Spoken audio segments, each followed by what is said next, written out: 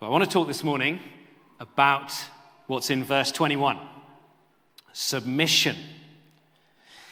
As I mentioned at the beginning, it's still a fortnight, isn't it, until Advent starts, and yet they're telling us we've got to get ready for Christmas coming. Well, if that's the case, then we're getting ready to celebrate the greatest act of submission in the history of the world, in total contrast to the ancient Roman gods, which were about power.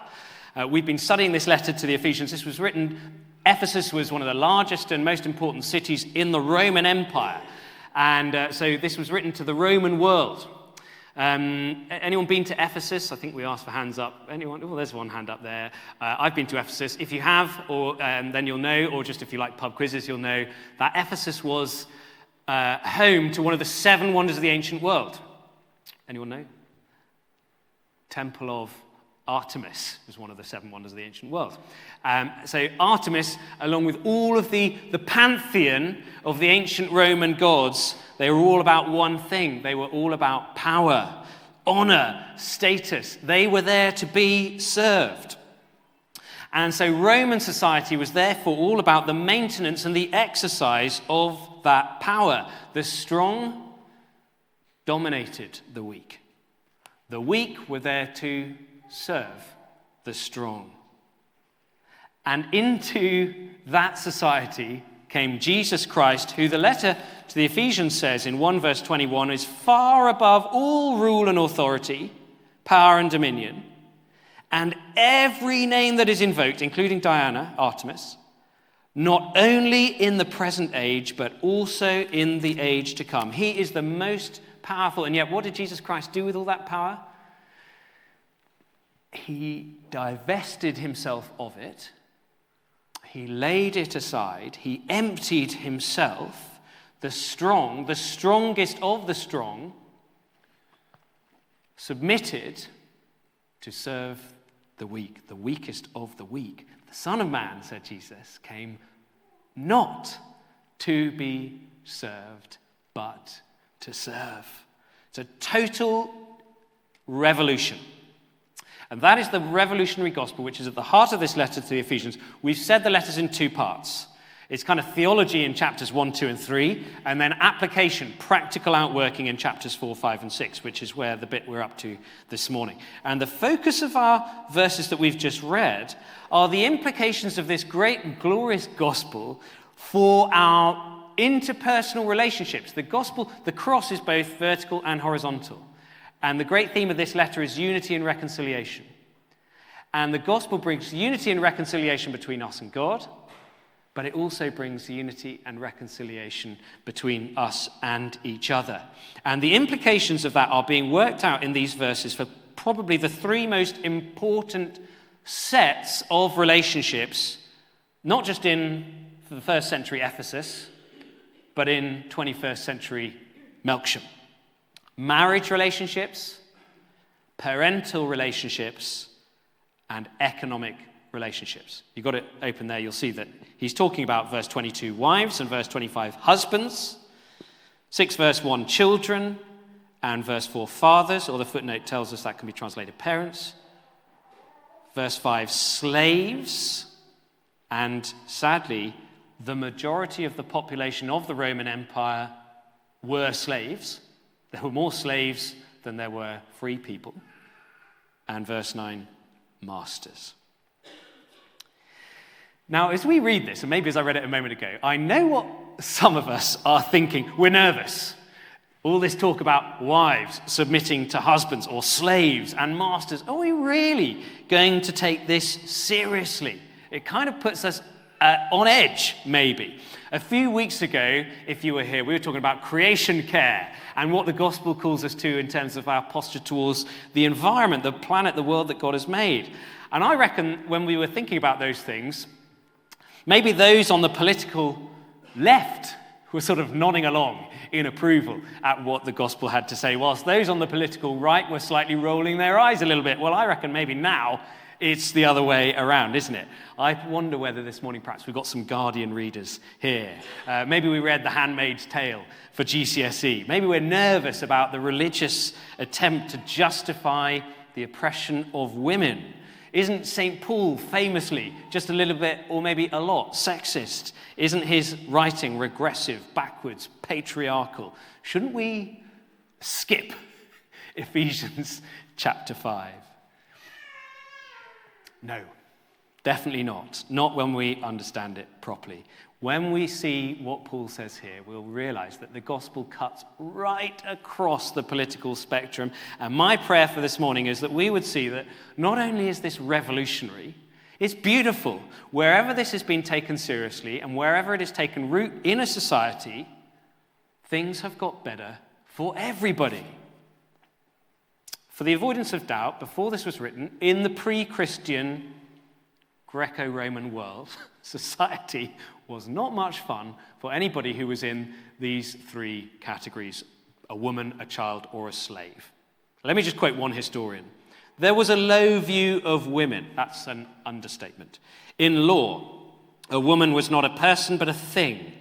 She had no legal rights whatsoever. She was absolutely in her husband's possession to do with as he wished. A wife was completely under her husband's power. She was his chattel. Her life was one of legal incapacity, which amounted to enslavement. Doesn't sound good, does it? Get your head around this. So unequal was ancient Roman society.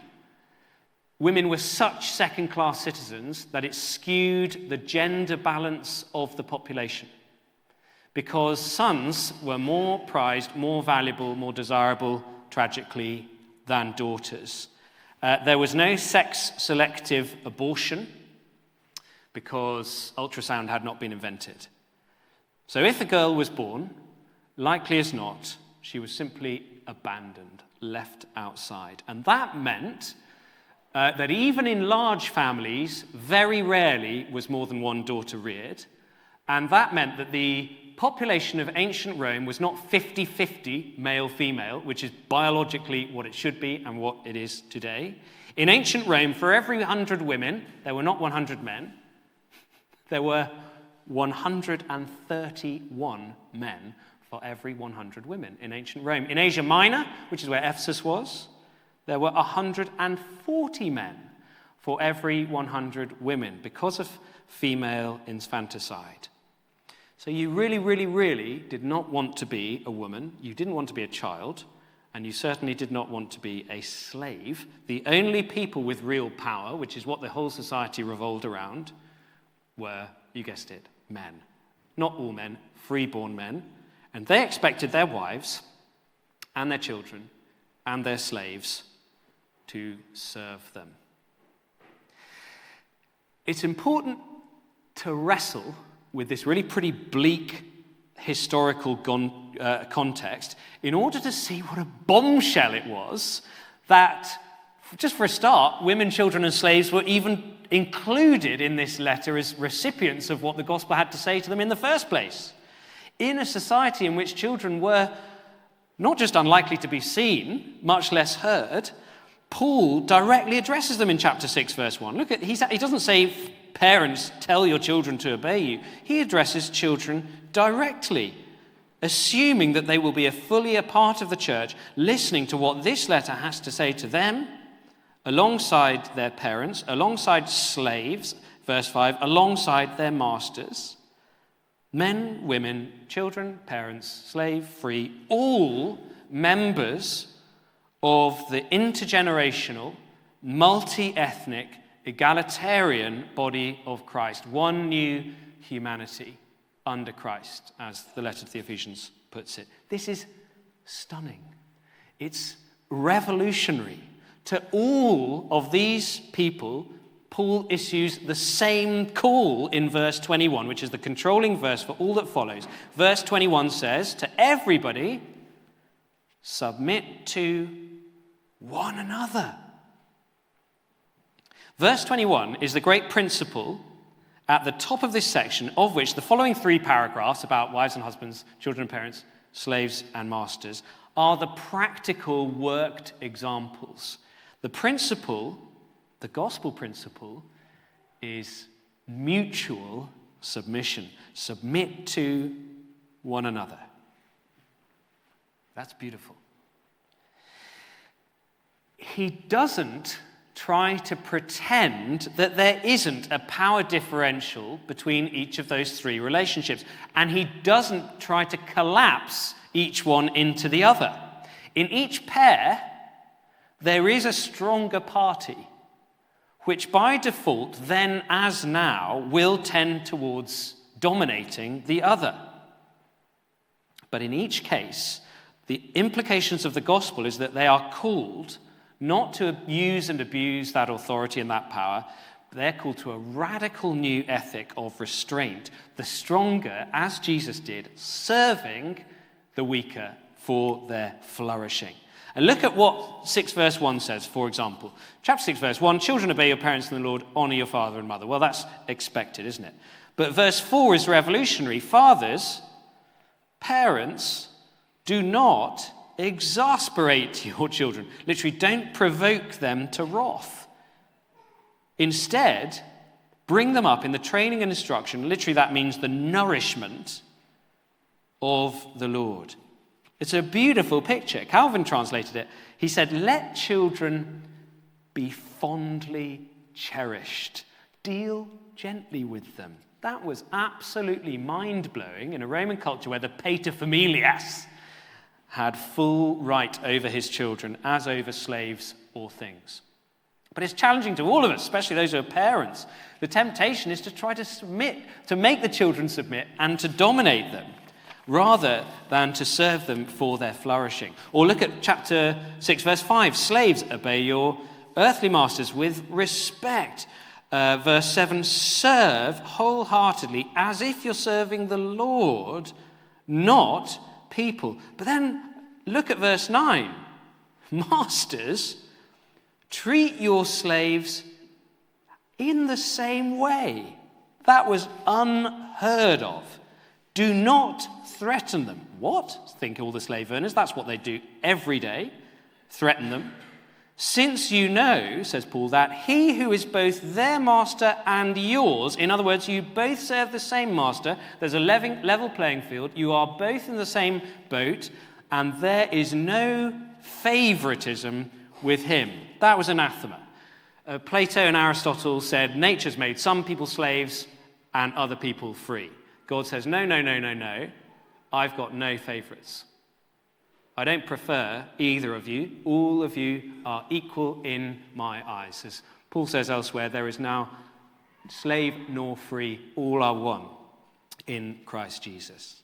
This was a complete revolution. A world without slavery was absolutely unimaginable, inconceivable in the first century. As I say, most people were slaves. The majority of the population of the Roman Empire were slaves.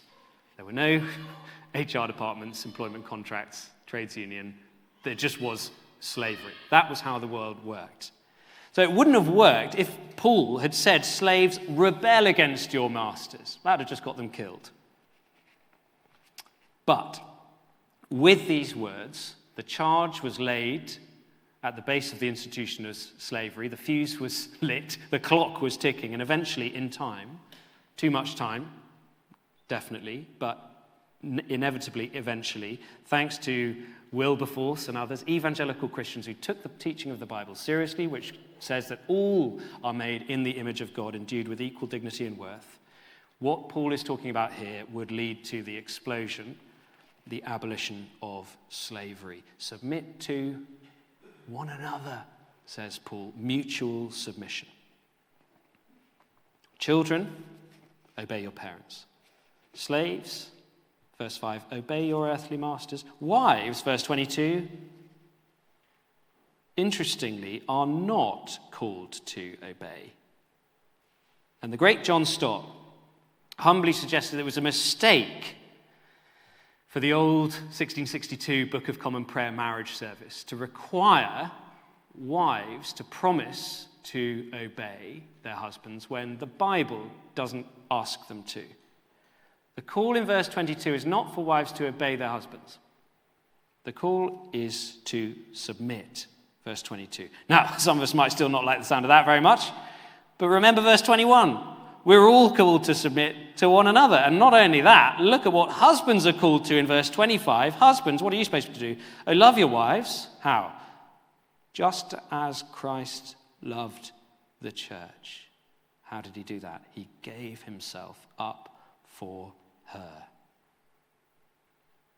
Wives, submit to your husbands. Sure. Husbands, lay down your life in loving self-sacrifice for your wife. There isn't time to explore everything that's in here about wives and husbands fully. There's so much, books have been written, I can recommend books, but there's far, far too much.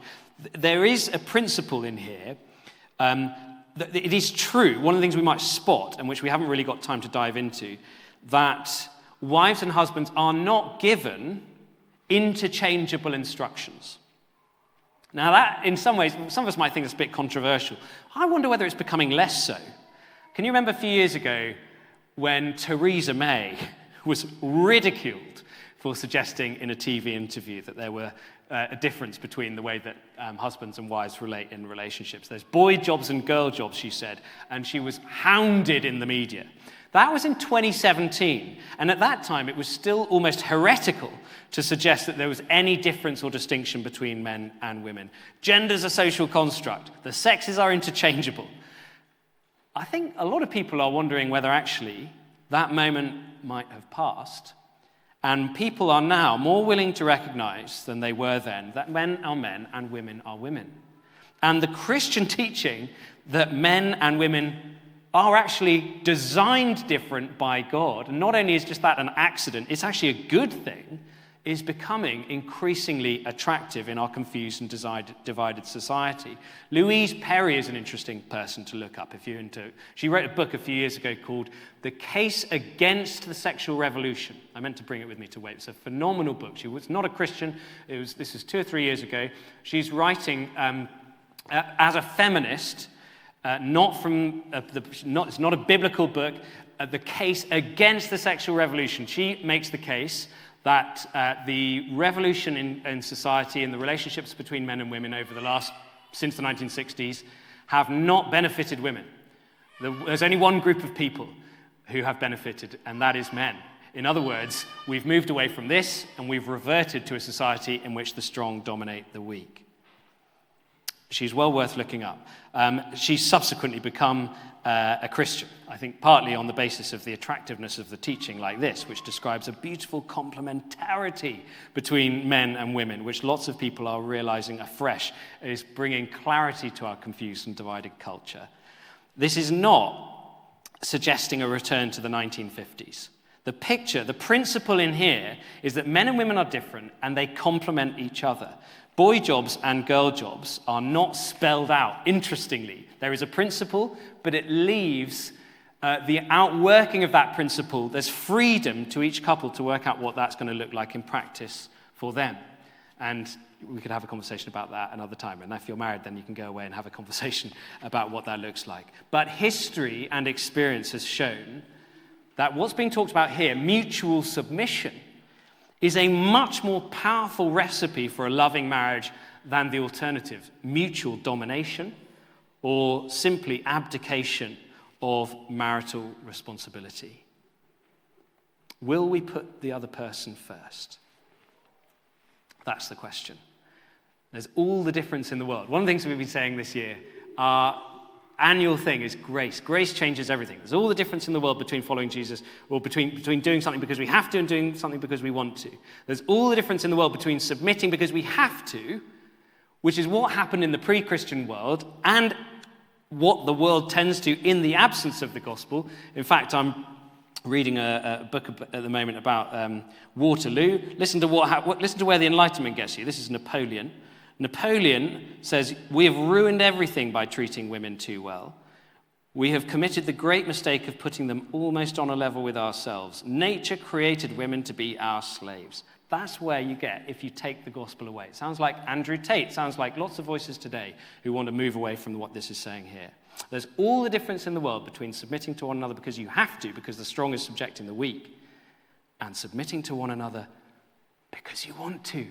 Why would you want to? Because look at what Jesus has done for us, verse 32. This is a profound mystery, but I'm talking about Christ and the church. This is not a license for abuse. This is a license for Jesus-shaped sacrificial love. Look at the way that Jesus is woven all the way through every single bit of these instructions. Verse 22, wives, submit yourselves to your husbands as to the Lord. Verse 25, husbands, love your wives as Christ loved the church. Children, are children supposed to obey their parents even though they're being subjected and dominating? No. Obey your parents in the Lord. Fathers, are you supposed to abuse that authority? No. Bring them up in the training and instruction of the Lord. Same with slaves and masters. Any oppression, tyranny, subjugation of women, children, or slaves has not been because of Jesus and the apostles, but in spite of them.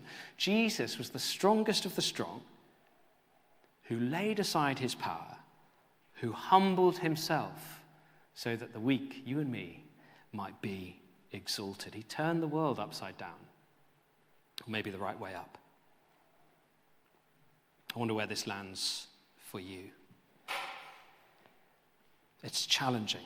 It's a call to come and die. Maybe you're married. Maybe one of you has been dominating the other, or attempting to do so. Maybe you've both been trying to exert your rights or your preferences over the other person. Maybe you're living with your parents. You live with them, but do you, verse 2, honor them?